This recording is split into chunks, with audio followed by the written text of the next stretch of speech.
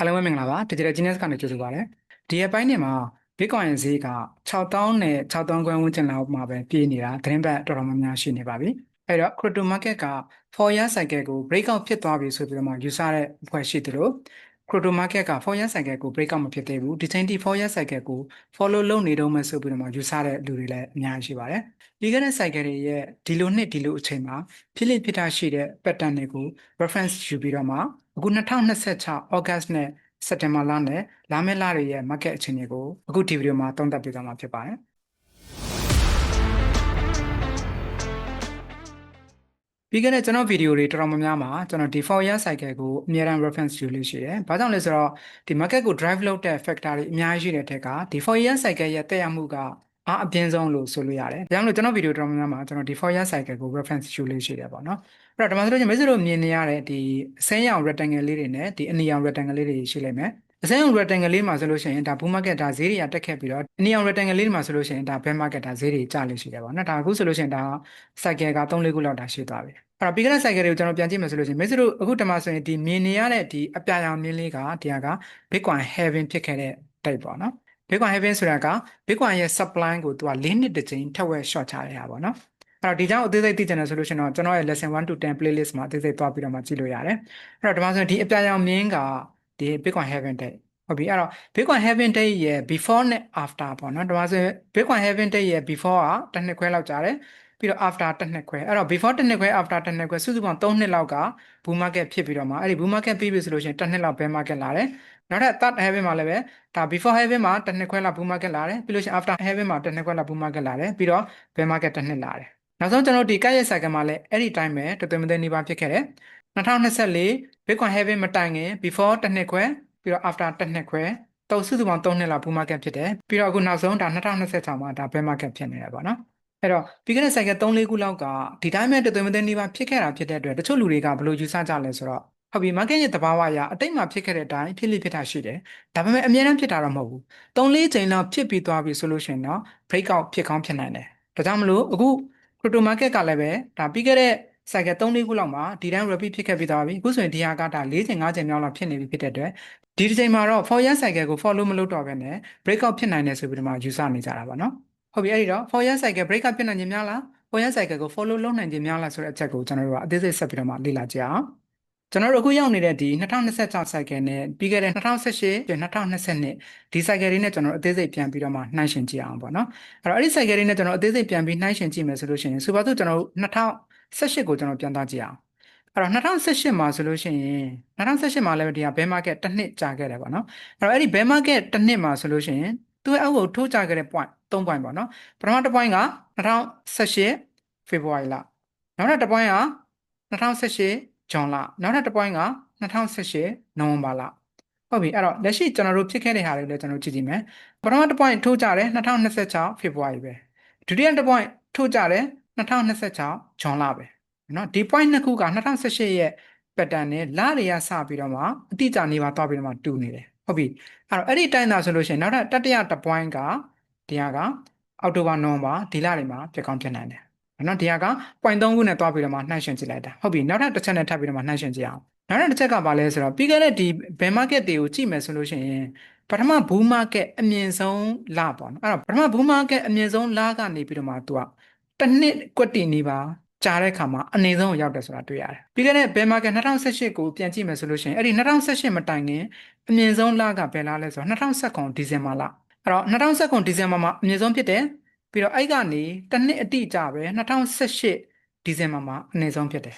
ဒီဟာကိုကျွန်တော်တို့ဒီမှာဆိုရင်ပေတံနဲ့ measurement လုပ်ကြည့်လိုက်တဲ့အခါမှာ53 bar ဆိုတာတွေ့ရတယ်မြေစတို့ဒီမှာမြင်နေရတဲ့ candle တစ်ခုချင်းစီကဒီမှာဆိုရင်1 week ကိုကိုးစားပြုတာအဲ့တော့1 week ကိုကိုးစားပြုတဲ့ candle တစ်ခုချင်းစီနဲ့ဒီမှာဆိုရင်စုစုပေါင်း53 week ကြာတယ်အဲ့တော့အမြင့်ဆုံးကနေအနည်းဆုံး point ကိုရဖို့အတွက်53 week ဒီမှာဆိုရင်တစ်နှစ်တင်းတင်းကြာတယ်ဒီဟာ2018မှာတစ်နှစ်တင်းတင်းကြာခဲ့တယ်2019ဒီဇင်ဘာကနေ2018ဒီဇင်ဘာဟုတ်ပြီနောက်ထပ်ကပ်ရက် cycle ကိုကျွန်တော်ကြည့်ကြည့်အောင်2022မှာလည်းပဲသူ့မတိုင်ခင်အမြင့်ဆုံးက2021နိုဝင်ဘာလဖြစ်တယ်ဆိုတော့တွေ့ရတယ်အဲ့တော့အရင်မှာတော့2019ဒီဇင်ဘာကနေရှေ့တက်လာတိုးလဲပြီးတော့ဒီမှာဆိုရင်နိုဝင်ဘာပေါ့နော်အဲ့တော့ 2021နိုဝင်ဘာမှာသူကအမြင့်ဆုံးဖြစ်တယ်အဲ့တော့2021နိုဝင်ဘာကနေအတိအကျပဲတစ်နှစ်ကြာတဲ့အခါမှာ2022နိုဝင်ဘာမှာသူကအနိမ့်ဆုံး point ဖြစ်တယ်ဆိုတော့တွေ့ရတယ်။နော်မိတ်ဆွေတို့ဒီမှာဆိုရင်ဒီဘားတွေကိုရေးကြည့်လို့ရတယ်ဒီဘားတွေကိုကျွန်တော်ဒီမှာဆိုတိုင်းတာကြည့်တဲ့အခါမှာလည်းပဲဒီနေရာမှာလည်းပဲ53ဘားဖြစ်တယ်ဆိုတော့တွေ့ရတယ်။နော်ဒီမှာဆိုရင်သူ့ရဲ့ bear market ကအမြင့်ဆုံးကနေအနိမ့်ဆုံးရောက်ဖို့အတွက်သတင်းပတ်53ပတ်ကြာတယ်2022မှာလည်းပဲဒီမှာလည်းပဲအမြင့်ဆုံးကနေအနိမ့်ဆုံးရောက်ဖို့အတွက်2018မှာလည်းပဲ53ပတ်ကြာတယ်ဟုတ်ပြီအဲ့တော့အရင် cycle တွေမှာလည်းအဲ့လိုမျိုးဖြစ်ခဲ့တာဖြစ်တဲ့အတွက်ဒီမှာလည်း rapid ဖြစ်ခဲ့မယ်ဆိုရင်ပြီးခဲ့တဲ့ကက်ရဲ့2025မှာအမြင့်ဆုံးကျွန်တော်တို့ Bitcoin ဈေး326,000ကဘယ်မှာဖြစ်ခဲ့တာလဲဆိုတော့2025အောက်တိုဘာလဆန်းပိုင်းမှာနော်အဲ့တော့2025အောက်တိုဘာကနေကျွန်တော်တို့တစ်နှစ်တိတိကျွန်တော်ဆွဲလိုက်မယ်ဆိုလို့ရှိရင်ဒါဆို53ဘာကျွန်တော်ဆွဲလိုက်မယ်ဆိုလို့ရှိရင်ကျွန်တော်2026အောက်တိုဘာလဒါနော်အဲ့တော့ကျွန်တော် repeat ဖြစ်ခဲ့မယ်ဆိုလို့ရှိရင်သူကအရင်လတွေမှာသူကရှေ့ကိုတစ်လစီတူသွားတာ哦ပထမ cycle မှာဒီဇင်ဘာအမြင့်ဆုံးပြီးတော့နောက်နှစ်ဒီဇင်ဘာအနှိမ်ဆုံးနောက်တစ်ခါရှေ့ကိုတစ်လတိုးပြီးတော့မှာဆိုနိုဝင်ဘာမှာအမြင့်ဆုံးနောက်တစ်ခါနိုဝင်ဘာမှာအနှိမ်ဆုံးနော်အဲ့တော့အမြင့်ဆုံးလတွေကလည်းရှေ့ကိုတစ်လစီတိုးသွားတယ်2019မှာတော့ဒီဇင်ဘာမှာအမြင့်ဆုံးလည်းပြီးတော့2021မှာကျတော့နိုဝင်ဘာမှာအမြင့်ဆုံးလည်းပြီးတော့2025မှာကျတော့အောက်တိုဘာမှာအမြင့်ဆုံးအဲ့တော့ရှေ့ကိုတစ်လစီတိုးသွားတာဆိုတော့တွေ့ရတယ်အဲ့တော့အမြင့်ဆုံးမှာတော့တစ်လစီတိုးတယ်ဆိုတဲ့ဟာမှန်ခဲ့တယ်အဲ့တော့အဲ့ဒီတိုင်းသာဆိုလို့ရှိရင်ဒါအနှိမ်ဆုံးမှာလည်းအဲ့ဒီတိုင်းတစ်လစီတိုးခဲ့မယ်ဆိုလို့ရှိရင်ဒါ2026အောက်တိုဘာလကအနှိမ်ဆုံးဖြစ်ကောင်းဖြစ်နိုင်တယ်နော်ဒီဟာကကျွန်တော်အနာဂတ်ကိုဘယ်သူမှတော့အတိအကျတော့ပြောလို့တော့မရဘူးဒီဟာက repeat ဖြစ်ခဲ့မယ်ဆိုလို့ရှိရင်เนาะဒါတစ်နှစ်တင်းတင်းကြာမယ်ဆိုရင်အခု2026အောက်တိုဘာကဒါအနိုင်ဆုံးဖြစ်ကောင်းဖြစ်နိုင်တယ်ဒီဟာက4 year cycle ကို follow လုပ်ခဲ့တယ်ဆိုလို့ရှိရင်ဒီလိုဖြစ်ကောင်းဖြစ်နိုင်တယ်ဆိုပြီးသုံးသပ်တာဒီဟာ follow လုပ်ခဲ့မယ်ဆိုရင်ဟုတ်ပြီအဲ့ဒီတော့ market က4 year cycle ကို follow လုပ်နိုင်လားဒါမှမဟုတ် breakout ဖြစ်နိုင်လား breakout ဖြစ်မယ်ဆိုရင်ရောဘယ်လိုပုံစံမျိုးနဲ့ breakout ဖြစ်နိုင်လဲဆိုတော့သုံးသပ်နိုင်ဖို့အတွက်ကျွန်တော်တို့နောက်ထပ် theory တစ်ခုနဲ့နှိုင်းယှဉ်ကြည့်အောင်အဲ့ဒါကဘာလဲဆိုတော့ကျွန်တော် crypto investment course 3.0ရဲ့ D8 မှာသင်ထားတဲ့ theory တစ်ခုဖြစ်တဲ့ Master in the Market Cycle ဆိုတဲ့စာအုပ်ကို reference ယူပြီးတော့မှပြန်သင်ထားတဲ့ slide အနည်းငယ်ကိုပြန်ကြည့်အောင်အဲ့တော့ history ကတမတိုင်းတော့ repeat ဖြစ်မှာမဟုတ်ဘူးဒါပေမဲ့ it prime သူကတော့ sentiment တွေဖြစ်လိဖြစ်တာရှိတယ်အဲ့တော့သူ့မှာလည်းပြောင်းလဲတာတွေရှိနိုင်တယ်ပြောင်းလဲတာကဘာတွေပြောင်းလဲနိုင်လဲဆိုတော့ duration နဲ့ magnitude နဲ့ပြောင်းလဲနိုင်တယ် market ရဲ့သဘာဝအရသူကတော့ wave လို့သွားနေတာတော့မှန်တယ်ဒါပေမဲ့သူ့မှာ magnitude တွေ duration တွေပြောင်းနိုင်တယ် magnitude ဆိုတာကဒီ line အမြင့်ကိုပြောတာဖြစ်ပြီးတော့မှကျွန်တော်တို့ဒီ crypto market မှာဆိုလို့ရှိရင်တော့ဈေးဘယ်လောက်တိတက်မလဲဘယ်လောက်တိကျမလဲဆိုတာကိုဒါ magnitude လို့ပြောတာနောက်တစ်ခုကျတော့ဒီမှာဆိုလို့ရှိရင်ဒီ equal weight လေးဒီဟာလေးကိုဒါ duration လို့ပြောတာသူက bull market ဆိုလို့ရှိရင်လည်းဘယ်လောက်ကြာမလဲပြီးလို့ရှိရင် bear market ဆိုလို့ရှိရင်လည်းဘယ်လောက်ကြာမလဲဒီဟာကို duration လို့ပြောတာဟုတ်ပြီအဲ့တော့ဒီစာအုပ်ရဲ့ theory ရဆိုလို့ရှိရင်တော့ market ကတော့ sentiment တွေဖြစ်တော့ဖြစ်နိုင်တယ်ဒါပေမဲ့အကုန်လုံးကွက်တီတူမှာတော့မဟုတ်ဘူး magnitude တွေ duration တွေတော့ပြောင်းလဲနိုင်တယ်ဟုတ်ပြီအဲ့တော့ကျွန်တော်တို့ market ကိုပြန်ကြည့်မယ်ဆိုလို့ရှိရင်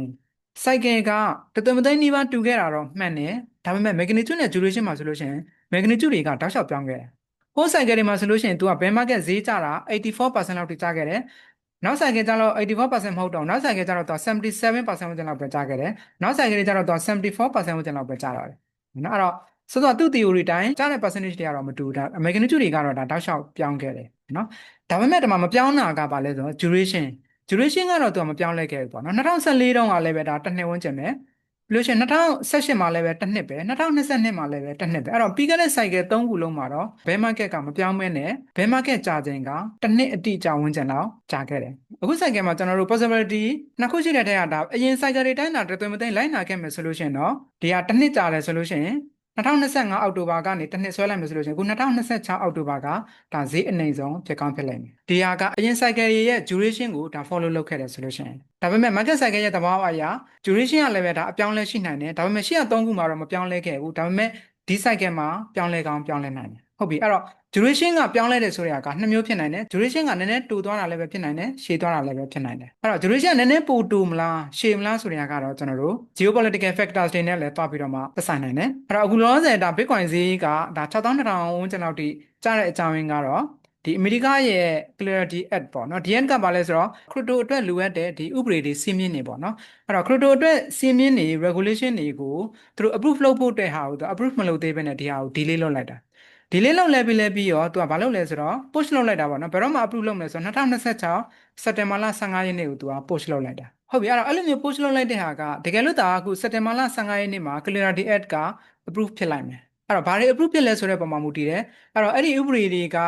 ဒီ crypto market အတွက်ကို bullish ဖြစ်စေတဲ့အများကြီးအကျိုးပြုစေတဲ့ဥပဒေတွေအများကြီးပြဋ္ဌာန်းခဲ့မယ်တကယ်လည်းပဲစက်တင်ဘာလမှာ approve ဖြစ်ခဲ့မယ်ဆိုလို့ရှိရင်တော့ဒီ bear market ကအောက်တိုဘာလအထိကြာတာမဟုတ်ဘဲနဲ့ဒါစက်တင်ဘာလဝန်းကျင်လောက်မှာတင်ကြာလဲပြီးရော bear market က အရင်လို12လမဟုတ်ဘဲနဲ့17လလောက်နဲ့တင်ပြီးသွားပြီးတော့မှဒါ bull market လာတာလည်းဖြစ်ကောင်းဖြစ်နိုင်တယ်ဒီဟာကတော့အမေရိကရဲ့ Clarity Act နဲ့အဲ့ဒီ Act မှာပါဝင်တဲ့အချက်လက်တွေပေါ်မှာအများကြီးမူတည်နေတယ်ပြီးလို့ရှိရင်နောက်ထပ်တစ်ချက်ကတော့ဗာလဲဆိုတော့ဒီဟာကတော့ bear market ရဲ့ duration ဟာဒါပုံမှန်တဲ့ဒါတိုးသွားနိုင်တဲ့ဖြစ်စဉ်ပေါ့ဟုတ်ပြီတကယ်လို့ bear market duration ကဒါတိုးသွားတာမဟုတ်ဘဲနဲ့ရှည်သွားနိုင်တဲ့ဖြစ်စဉ်လည်းပဲဖြစ်နိုင်တယ်အဲ့ဒီဟာကဘာလဲဆိုတော့ AI ပါပဲပြီးခဲ့တဲ့သတင်းပတ်အနည်းငယ်မှာကိုရီးယားမှာဒါ AI ပါပဲဖြစ်ခဲ့တယ်ပေါ့နော်တကယ်လို့ဒါအဲ့ဒီ AI ပါပဲကအမေရိကနဲ့ကမ္ဘာဦးသားကူးစက် level ပြီးတော့ဒါ AI ပါပဲဖြစ်ခဲ့မယ်အဲ့တော့အဲ့ဒီ AI ပါပဲကသူက stock market တစ်ခုလုံးကိုဆွဲချသွားနိုင်တယ်အဲ့တော့ in history မှာဆိုလို့ရှိရင် stock market ထိုးကြပြီဆိုလို့ရှိရင် stock market က crypto market ကိုလည်းပဲဆွဲချလို့ရှိတယ်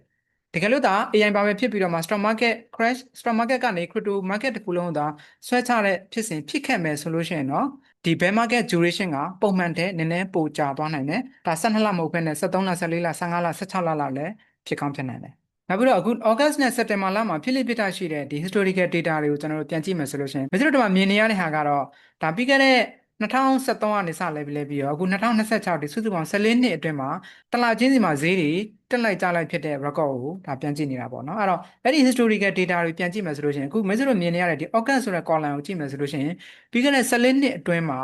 9နှစ်လောက်ကပဲဒါဈေးနည်းနည်းလောက်တက်ခဲ့ပြီးတော့9နှစ်လောက်ကဒါဈေးကျခဲ့လို့ဆိုတော့တွေ့ရတယ်ဒါမှဆိုရင်ဒီအနီရောင်ကွက်ကဒါမှဆိုရင်6ခွက်ကဒါဈေးတွေကျခဲ့တယ်ဒီအဆင်းရောင်ကွက်က9ခွက်ပဲဒါမှဆိုရင်ရှိခဲ့တယ်ဒီကဩဂတ်လမှာပြီးလို့ရှိရင်နောက်ထပ်လကိုကြည့်မယ်ဆိုလို့ရှိရင်လည်းကဲ့ရလဒါစက်တင်ဘာလမှာဆိုလို့ရှိရင်လည်းပဲဒါဈေးကျတဲ့နှစ်တွေကပုံများတယ်ဈေးတက်တဲ့နှစ်ကတော်တော်နည်းတယ်ဆိုတာတွေ့ရတယ်နော်ဒါနှစ်တွေအားလုံးနှိုင်းယှဉ်ကြည့်တာနောက်တစ်ခုက bear market တွေကိုပဲနှိုင်းယှဉ်ကြည့်မယ်ဆိုပါစို့အဲ့တော့ bear market တွေကိုပဲနှိုင်းယှဉ်ကြည့်မယ်ဆိုလို့ရှိရင်ကျွန်တော်တို့က2022နဲ့ကျွန်တော်နှိုင်းယှဉ်ကြည့်မယ်အဲ့တော့ဒီ2022နဲ့နှိုင်းယှဉ်ကြည့်မယ်ဆိုလို့ရှိရင်2022မှာလည်းသူကဒီမှာဆိုရင်ဈေးကျခဲ့တယ်ပြီးတော့2018မှာလည်းပဲဒီ August လမှာဈေးကျခဲ့တယ်နောက်တစ်ခု2014မှာလည်းပဲ August လမှာဈေးကျခဲ့တယ်အဲ့တော့ historical data တွေရကြည့်မယ်ဆိုလို့ရှိရင်တော့ဒါ August နဲ့ September လကဈေးကျလိကျတာရှိတဲ့လတွေဖြစ်ခဲ့တယ်အခု2026 bear market ရဲ့ဒီချိန်ထိဖြစ်ခဲ့တဲ့အခြေအနေကိုပြီးခဲ့တဲ့ bear market တွေနဲ့ကျွန်တော်တို့အသေးစိတ်ထပ်ပြီးတော့မှနှိုင်းယှဉ်ကြည့်အောင်2018မှာတော့လည်းပဲဂျွန်လမှာကျတယ်ကျလဲပြီးလဲပြီးသူခဏလောက်ပြန်တက်သေးတယ်အဲ့တော့သူတက်ခဲ့တဲ့ရာခိုင်နှုန်းကိုကျွန်တော်ပြန်ကြည့်မယ်ဆိုလို့ရှိရင်ဂျွန်လမှာကျလဲပြီးလဲပြီးရောသူက